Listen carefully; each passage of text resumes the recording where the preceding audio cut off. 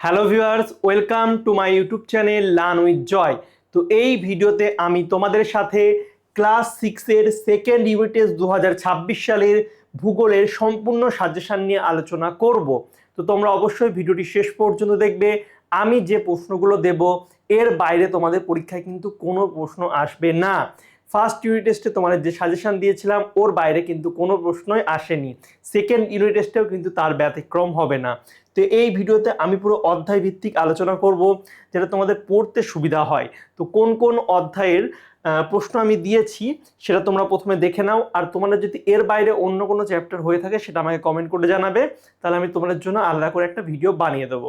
তো দেখো, তোমাদের সিলেবাসে যেটা আলোচনা করছি সেটা হচ্ছে প্রথমে তোমাদের জল, স্থল, বাতাস এবং হচ্ছে বরফে ঢাকা মহাদেশ, আবহাওয়া ও জলবায়ু, ভারতের জলবায়ু, তারপর হচ্ছে ভারতের মাটি, ভারতের স্বাভাবিক উদ্ভিদ, ভারতের অরণ্য ও বন্য প্রাণ।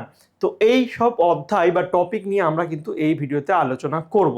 তো চলো একেবারে চলে যাই কি কি প্রশ্ন কিন্তু তোমাদের পরীক্ষায় পড়তে হবে। তো তোমরা এক ঝলক দেখে নাও। তো প্রথমে আমি একদম সেপারেট করে দিয়েছি 2 নম্বরের কি প্রশ্ন পড়বে, 3 নম্বরের কি প্রশ্ন পড়তে হবে, 5 নম্বরের কি প্রশ্ন পড়তে হবে।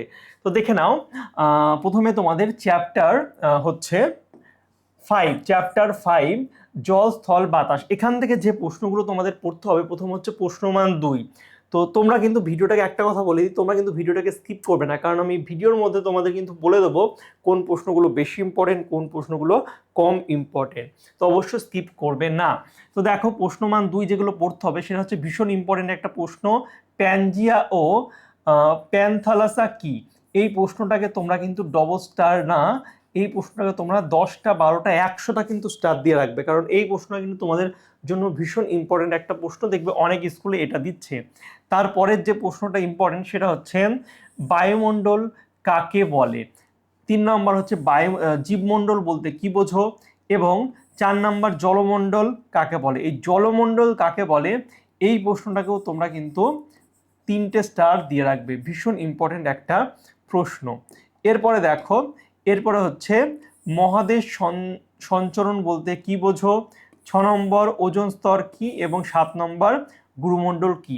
তো এই 5 নম্বর চ্যাপ্টার থেকে মাত্র 7টা আমি তোমাদের 2 নম্বরের প্রশ্ন দিয়েছি, এবং এর মধ্যে বেশি ইম্পর্টেন্ট প্রশ্ন যেগুলো সেগুলো কিন্তু বলে দিয়েছি। এই 1-এরটা আর হচ্ছে 4-এরটা, 1-4 এই দুটো প্রশ্ন বেশি ইম্পর্টেন্ট। এই দুটো তোমরা কিন্তু অবশ্যই বেশি ভালো করে পড়বে।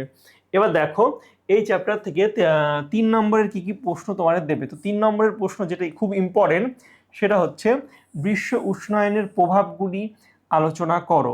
এটা খুবই ইম্পর্টেন্ট একটা প্রশ্ন, এটাকে কিন্তু তোমরা ডবল স্টার দিয়ে রাখবে। এরপরে যেটা ইম্পর্টেন্ট প্রশ্ন সেটা হচ্ছে ট্রপোস্ফিয়ারকে ক্ষুদ্রমণ্ডল বলা হয় কেন। 3 নাম্বার পৃথিবীকে নীলগ্রহ বলে কেন। এটাও ভীষণ ইম্পর্টেন্ট, এটাও তোমরা ডবল স্টার দেবে। তারপরে হচ্ছে জলই জীবন বলা হয় কেন। বায়ুমণ্ডল না থাকলে পৃথিবীর প্রাণহীন হয়ে যেত কেন। এটাও ভীষণ ইম্পর্টেন্ট, এটাকেও তোমরা কিন্তু ডবল স্টার দেবে। তারপর দেখো, মণ্ডলে ওজোন গ্যাসের গুরুত্ব লেখো। তো এই কটা প্রশ্ন তোমরা কিন্তু এই অধ্যায় থেকে পড়বে। এরপরে দেখে নাও 5 নম্বরের কি কি প্রশ্ন পড়তে হবে। তো 5 নম্বরের এই অধ্যায় থেকে আমি তোমাদের দুটো প্রশ্ন দিয়েছি। 5 নম্বরের আমি তোমাদের মাত্র দুটো প্রশ্ন দিয়েছি, ঠিক আছে? দুটো প্রশ্ন, এই দুটো প্রশ্ন তোমরা যদি পড়ো এর মধ্যে থেকেই কমন পাবে। তো প্রথম যে প্রশ্নটা সেটা হচ্ছে পৃথিবীর বায়ুমণ্ডলের স্তরগুলির সংক্ষিপ্ত বর্ণনা দাও, এবং 2 নম্বর হচ্ছে মানুষের কিছু কাজকর্ম পরিবেশের ভারসাম্য নষ্ট করছে কিভাবে, আলোচনা করো। তো এই দুটি প্রশ্ন তোমরা যদি পড়ো এই চ্যাপ্টার থেকে, মোটামুটি এর মধ্যে তোমরা পরীক্ষায় কমন পাবে। এর মধ্যে এই যে বায়ুমণ্ডলের স্তরগুলির সংক্ষিপ্ত আলোচনা, এটা কিন্তু বেশি ইম্পর্টেন্ট। এখান থেকে কিন্তু যে স্তরগুলো আছে সেগুলোও কিন্তু আলাদা আলাদা করে পরীক্ষায় জিজ্ঞাসা করতে পারে। তো অবশ্যই এই প্রশ্নটা তোমরা ইন ডিটেলস ভালো করে পড়বে। এবার দেখো, চলে যাব পরবর্তী অধ্যায়। তার আগে বলে দিই, আমি এই যে ক্লাস 6-এর ভূগোলের একটা পিডিএফ বই বানিয়েছি এই প্রশ্নগুলো নিয়েই। তো এটা তোমরা যদি কালেক্ট করতে চাও তো অবশ্যই করবে। এখানে চ্যাপ্টার ওয়াইজ সুন্দর করে দেওয়া আছে, যে প্রশ্নগুলো বেশি ইম্পর্টেন্ট সেগুলো হাইলাইটও করে দেওয়া আছে, মাত্র 3-4 পেজ। তো তোমরা যদি এটা কালেক্ট করতে চাও তো অবশ্যই প্লে স্টোরে গিয়ে আমার app learn with Joy download করবে। এখানে তোমরা কিন্তু এই সাজেশন সেকশনের মধ্যে কিন্তু এই পিডিএফটা পেয়ে যাবে। তো যাদের দরকার তারা অবশ্যই কালেক্ট করে নেবে, ঠিক আছে। এবার চলে আসো পরবর্তী অধ্যায়, চ্যাপ্টার 6, বরফে ঢাকা মহাদেশ। এখান থেকে 2 নম্বরের যে প্রশ্নগুলো ইম্পর্টেন্ট সেগুলো হচ্ছে, প্রথম যে প্রশ্ন সেটা হচ্ছে আন্টার্কটিকার জীবজগতের বিবরণ, তারপর হচ্ছে দক্ষিণ গঙ্গোত্রী কি, পেঙ্গুইন কি, দক্ষিণ মেরু অভিযান লেখো এবং আন্টার্কটিকাকে বিজ্ঞানের মহাদেশ বলা হয় কেন। তো মাত্র 5টা প্রশ্ন দিয়েছি, এর মধ্যে এই 1 আর 3-এরটা কিন্তু তোমরা একটু বেশি ভালো করে পড়বে। 1 আর 3-এরটা একটু বেশি ইম্পর্টেন্ট, ঠিক আছে।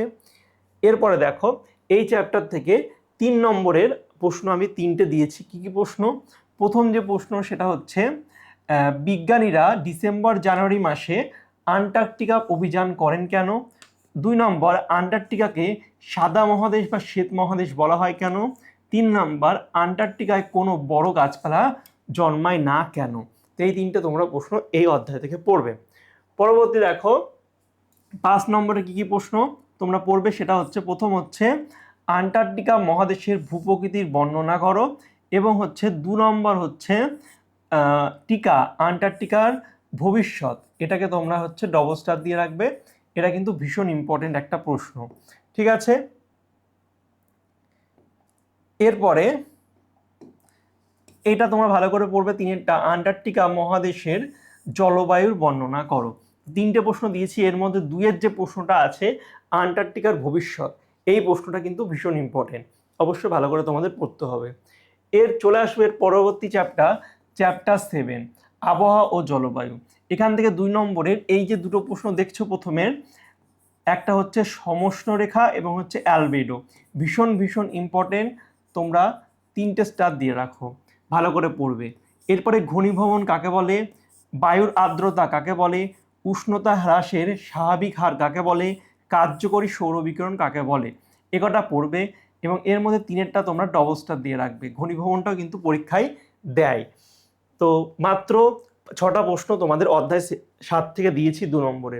3 নম্বরের যেগুলো পড়বে সেগুলো হচ্ছে সব থেকে বেশি ইম্পর্টেন্ট, যেটা সেটা হচ্ছে এই 2 নম্বরের প্রশ্নটা, আবহাওয়া ও জলবায়ুর পার্থক্য। এটা তোমরা মোটামুটি 10টা স্টার দিয়ে রাখো, 10টা স্টার দিয়ে রাখো। এটা তোমাদের পরীক্ষায় দেখবে এই প্রশ্নটা কিন্তু দেওয়ার সম্ভাবনা অনেক অনেক বেশি, তো অবশ্যই ভালো করে এটা পড়বে। এছাড়া উচ্চতা বৃদ্ধির সাথে সাথে উষ্ণতা হ্রাস পায় কেন, ভালো করে পড়বে।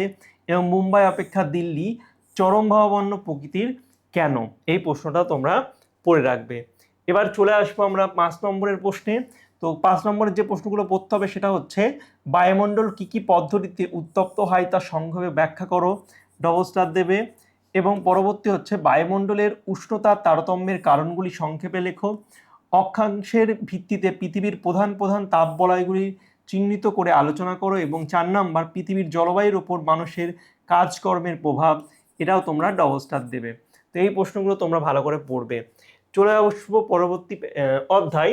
তো পরবর্তী অধ্যায় দেখো, পরবর্তী অধ্যায় সেটা হচ্ছে চ্যাপ্টার 10, ভারতের জলবায়ু। তো ভারত থেকে যেগুলো পড়তে হবে প্রশ্নমান 2, সেটা হচ্ছে প্রথম লু এবং আধি, ভীষণ ইম্পর্টেন্ট, এই প্রশ্নটাকেও তোমরা কিন্তু 10টা স্টার দিয়ে রাখবে, 10টা স্টার দিয়ে রাখবে, ভীষণ ইম্পর্টেন্ট একটা প্রশ্ন।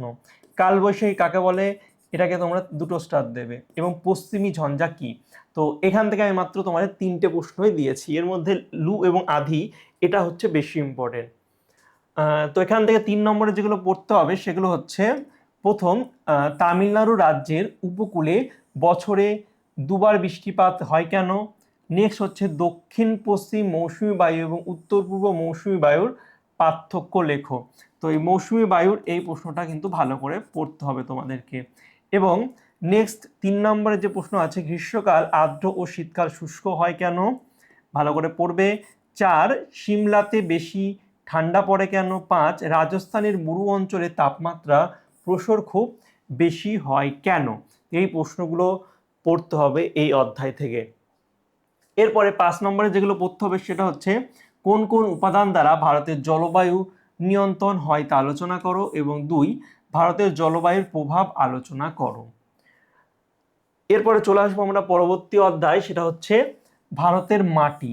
তো মাটি থেকে 2 নম্বরের যে প্রশ্নটা ভীষণ ইম্পর্টেন্ট, সেটা হচ্ছে খাদার ও ভাঙ্গার। খাদার ও ভাঙ্গার এটাকে তোমরা মোটামুটি 100টা স্টার দিয়ে রাখতে পারো, কারণ খাদার ও ভাঙ্গার তোমাদের পরীক্ষার জন্য কিন্তু ভীষণ গুরুত্বপূর্ণ একটা প্রশ্ন। দেখবে মোটামুটি 90% স্কুলে এই প্রশ্নটা দিয়ে দিচ্ছে, 90% স্কুল, এতটাই ইম্পর্টেন্ট, ঠিক আছে। এরপরে তোমরা যেটা পড়তে হবে 2 নম্বর, রেগুর মাটি কাকে বলে। 3 নম্বর, মাটি সৃষ্টির নিয়ন্ত্রকগুলি কি কি, এবং 4 ল্যাটেরাইট মাটির পরিচয় দাও। ল্যাটেরাইট মাটিটা ডবল স্টার। এরপরে দেখবো হচ্ছে 3 নম্বরের কি কি প্রশ্ন পড়ব। তো 3 নম্বরের যে প্রশ্নগুলো পড়তে হবে সেটা হচ্ছে মাটির গুরুত্ব লেখো, ডবল স্টার। তারপর হচ্ছে মাটির সংরক্ষণের উপায়গুলি লেখো, এটাও ডবল স্টার। তারপরে কালো মাটি ও লাল মাটির পার্থক্য, ভারতের মরু অঞ্চলের মাটির সংক্ষিপ্ত পরিচয় দাও, এবং 5 নম্বর, ভারতের পার্বত্য অঞ্চলের মাটির সংক্ষিপ্ত বর্ণনা দাও, এটাও ডবল স্টার। তো 1, 2 এবং 5 এই 3টে প্রশ্ন কিন্তু বেশি ভালো করে তোমরা পড়বে মাটি থেকে। এবার মাটি থেকে 5 নম্বরের যে প্রশ্নটা ইম্পর্টেন্ট, সেটা হচ্ছে এই দুয়েরটা, মাটি ক্ষয়ের কারণগুলি লেখো। এটাকে তোমরা অবশ্যই 3টে স্টার দেবে। এবং 1-এর প্রশ্নটা পড়ে রাখবে, ভারতের বিভিন্ন প্রকার মাটির নাম লেখো এবং যে কোনো 2 প্রকার মাটির বর্ণনা দাও, ঠিক আছে। এবার চলে আসবো পরবর্তী, ভারতের স্বাভাবিক উদ্ভিদ। তো স্বাভাবিক উদ্ভিদ থেকে 2 নম্বরের যে প্রশ্নগুলো বলবো সেটা হচ্ছে স্বাভাবিক উদ্ভিদ কাকে বলে, ভেষজ উদ্ভিদ কাকে বলে, এবং বাসক, কালমেঘ, নিম এর ব্যবহার। এই যে গাছগুলো বললাম, বাসক, কালমেঘ এবং নিম, এদের ব্যবহার, এর মধ্যে নিমেরটা কিন্তু বেশি ইম্পর্টেন্ট, ডবল স্টার দিয়ে রাখো। এবং এটাকেও কিন্তু তোমরা ডবল স্টার দিয়ে রাখবে, অবশ্যই ভালো করে পড়বে। অনেক স্কুলে দেখবে এই প্রশ্নটা কিন্তু দিয়ে দিচ্ছে। এবার 3 নম্বরের যেগুলো পড়বে সেগুলো হচ্ছে ম্যানগ্রোভ বা লবণাম্বু উদ্ভিদের শ্বাসমূল দেখা যায় কেন, অরণ্য ধ্বংসের প্রভাব, 3 চিরহরিৎ ও পর্ণমোচী উদ্ভিদের মধ্যে পার্থক্য, 4 ভারতের বিভিন্ন জায়গায় স্বাভাবিক উদ্ভিদের মধ্যে এত পার্থক্য কেন হয়, এবং 5 মরু ও ম্যানগ্রোভ উদ্ভিদের মধ্যে পার্থক্য লেখো। চলে যাব হচ্ছে এরপরে 5 নম্বরের প্রশ্ন, অরণ্যের উপকারিতা, ভীষণ ভীষণ ইম্পর্টেন্ট একটা প্রশ্ন, ডবল স্টার দেবে। তারপর অরণ্য সংরক্ষণ পদ্ধতিগুলি লেখো, এটাও ভীষণ ইম্পর্টেন্ট, এটাও ডবল স্টার দিয়ে রাখবে। এবং 3 নম্বর প্রশ্ন, চিরহরিৎ ও সরলবর্গীয় উদ্ভিদের বর্ণনা দাও। তো এই 5 নম্বরের এই প্রশ্নগুলো মোটামুটি পড়লে হয়ে যাবে। এবার দেখো, চলে যাব আমাদের হচ্ছে পরবর্তী চ্যাপ্টার, ভারতের অরণ্য ও বন্যপ্রাণ। এখান থেকে 2 নম্বরের মাত্র 3টে প্রশ্ন দিয়েছি, এর মধ্যে 2-এরটা বেশি ইম্পর্টেন্ট। পরিযায়ী পাখি কাকে বলে, পরিযায়ী পাখি কাকে বলে, ভীষণ ইম্পর্টেন্ট।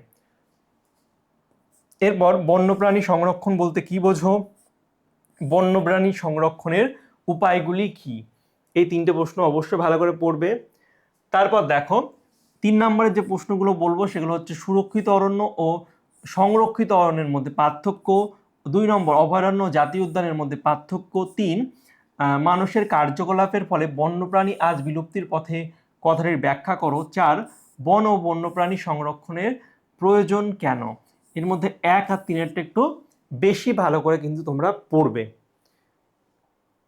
এবার এটুকুই ছিল তোমাদের মানে সাজেশান ক্লাস 6-এর ভূগোলের। আর যেটা বলবো সেটা হচ্ছে, তোমরা যদি সাজেশানের এই পিডিএফটা চাও, তোমরা যারা ভিডিওটা দেখেছো, যদি ভালো লেগে থাকে, যদি পিডিএফটা চাও, তো অবশ্যই প্লে স্টোর থেকে আমার অ্যাপ লার্ন উইথ জয় তোমরা ডাউনলোড করে নেবে, সেখানে পেয়ে যাবে। সেখানে আরও তোমরা বাকি সব সাবজেক্টেরও কিন্তু সাজেশান পেয়ে যাবে, ঠিক আছে। আর তোমরা আমার হোয়াটসঅ্যাপ গ্রুপ এবং টেলিগ্রাম গ্রুপ দুটোই জয়েন হয়ে যাবে, সব কিছুর লিঙ্ক ডেসক্রিপশন বক্সে পেয়ে যাবে, ঠিক আছে। সেখানে পিডিএফ যাবতীয় সব কিছুর লিঙ্ক তোমরা ডেসক্রিপশন বক্সে পেয়ে যাবে। তোমার যেটা প্রয়োজন মনে হবে তোমরা কিন্তু লিঙ্কে ক্লিক করে জয়েন হয়ে যাবে, ঠিক আছে। আর ভিডিওটা যদি ভালো লেগে থাকে অবশ্যই তোমরা লাইক কমেন্ট করবে, এবং তোমাদের কীরকম ভিডিও লাগবে সেটা আমাকে জানাবে। তোমরা যেরকম ভিডিও বলবে আমি কিন্তু তোমাদের জন্য সেই রকম ভিডিওই বানাবো, ওকে। তো চলো বাই, দেখা হবে তোমাদের সঙ্গে পরের একটা ভিডিওতে। Thank you for watching my videos.